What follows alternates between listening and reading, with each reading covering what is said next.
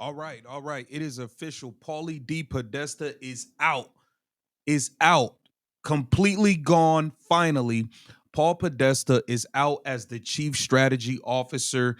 It is finally over. This is a guy that nobody even knew what he was doing. We don't know what his job. We nobody had a clue about what Paul Depodesta was doing. People were calling him to the carpet, and now Browns fans are finally getting their wish. Paul DePodesta is out. Let's take a look at this here, where you can see Browns fans. It's a miracle. This is on the dogs. It's a miracle. Paul DePodesta is gone. We've been begging for him to be removed from the Browns organization for years, and now it's finally happening. The chief strategy officer of losing is finally gone. He's leaving Cleveland to become Colorado Rockies head of baseball operations. Colorado Rockies, good luck with that, because he was absolutely atrocious at his job in Cleveland. This dude was horrible, and it is a good thing that he's finally gone. And people were questioning, what does he even do? What is his actual job title? Nobody knows what this guy does, what he has going on. And here, these are his words. I'm going to try to make sure the players we do pick, again, align with our vision of what we believe is a winning franchise. So that is what he said his role would be in selecting players. So that circles back to, you decided to take a quarterback in the 3rd and the 5th round. You decided a lot of these things as well, and he has to wear some of this. And you had Browns media calling him to the carpet. Sit out here in front of the media. Now, he didn't do it this time, and I'm very critical of him for not doing that. But he's had to be called different words and deal with all of that. Kevin Stefanski has people raining boos on him and yelling at him as he walks through the tunnel. And Paul DePodesta answers for 0. That's been my problem. That's why I'm happy this has ended. Because at least I can try to find some accountability other than goofballs on the radio. Yeah. It needs to be accountable. That's why the Mike Vrabel thing, and it could go straight to hell in New England. Drake Mason. So you had people already calling for his job. People wanted him gone. This is a guy that guided the Browns to an 0-16 season, and now he is officially out of the way.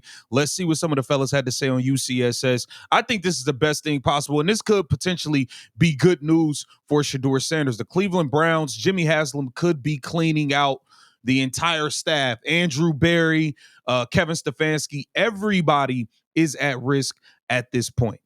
But they need to get out of their own way. They need to hire somebody that can just, like I said, clean house, get rid of all the turds in the building, players and people, and start to get this thing turned around. And I don't know that I trust them to do that.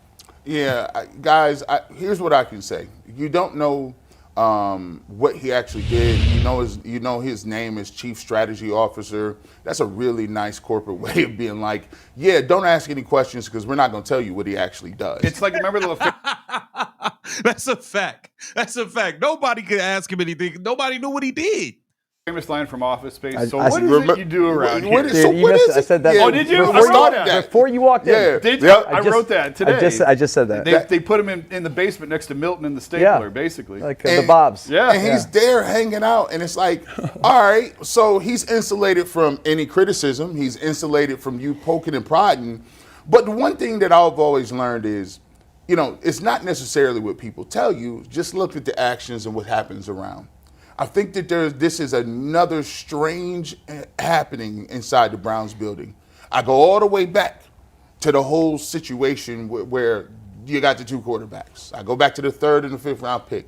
You go back to the Kenny Pickett. You talk about trading Flacco in the middle of the year. Then you get to a point where Andrew Berry doesn't talk at the bye week. Then Kevin Stefanski gives up play calling. Now Depodesta says, you know what, I like baseball a little better than football. He takes a look and he's up out of here.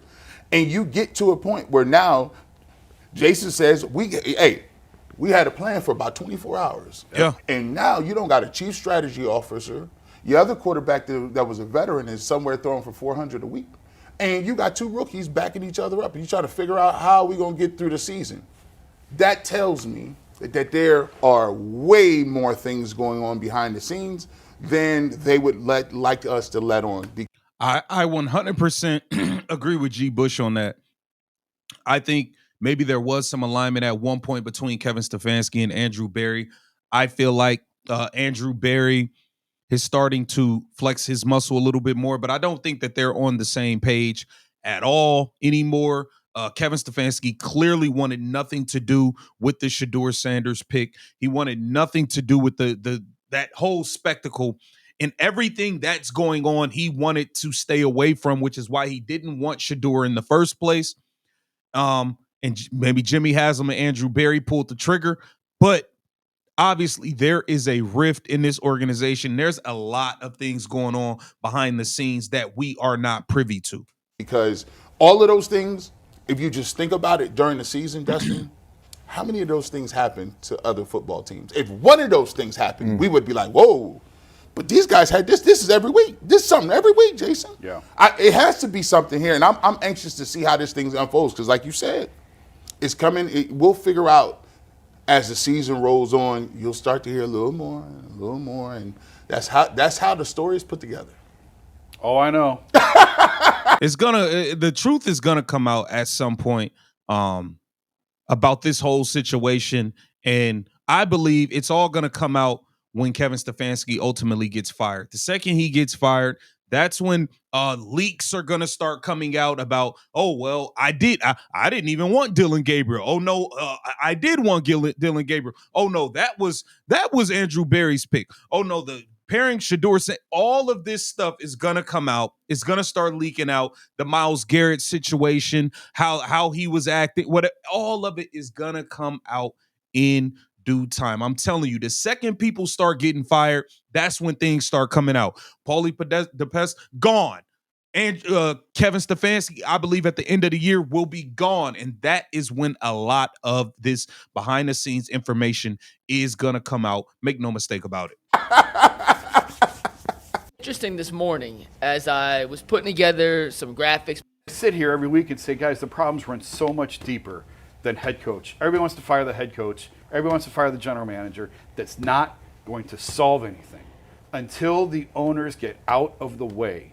I don't care who you put in there as whatever title you want to give them, as team president, chief strategy officer, dreamer, whatever. It doesn't matter.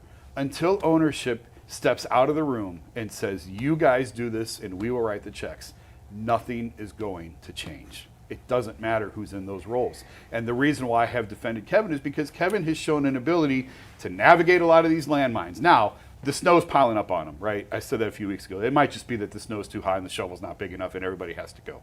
We might get to that point. But in the past, one of Kevin's strengths in past years was being able to sort of manage ownership's interference. Well, ownership is going to get Kevin Stefanski up out of there, so he won't have to worry about managing ownership's interference anymore. Kevin Stefanski is done. He's done. Get down in the comments and let me know what you think about this. I think this may potentially be a good thing for Shedeur Sanders in the long run, with Jimmy Haslam potentially cleaning house and Shedeur Sanders getting a legitimate shot. Let me know what you think. This is Keep Division. Make sure you like, comment, subscribe, share the channel.